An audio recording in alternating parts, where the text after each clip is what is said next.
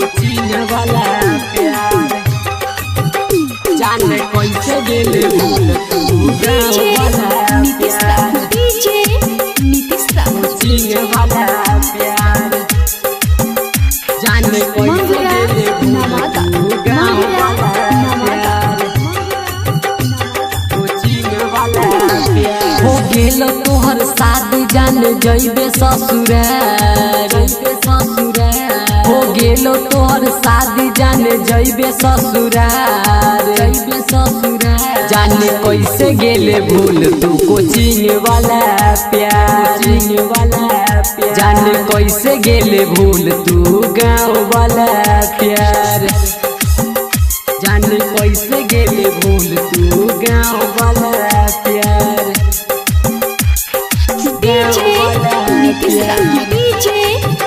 जाने कैसे गेले भूल तू गाँव वाला प्यार मंगुरा नवादा गाँव वाला प्यार जाने कैसे गेले भूल तू तो छोड़ के चल गेलही रोज हमारा अकेला प्यार में तुहरा पागल होलियौ मारै छौ सब ताना हंसत खेलत जिंदगी हमर देले ते उजार हंसत खेलत जिंदगी हमर देले ते उजार जाने कैसे गेले भूल तू कोचिंग वाला प्यार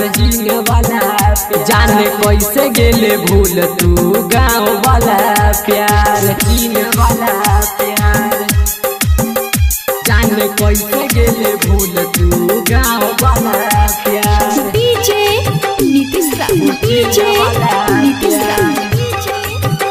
जाने कैसे गेले भूल तू गाँव वाला प्यार मंगुरा नवादा कोचिंग वाला प्यार मार दिलही दिलवा पे धोखे बाज के तू तबान भूल के तोरा जी न पैबौ दे देबौ गे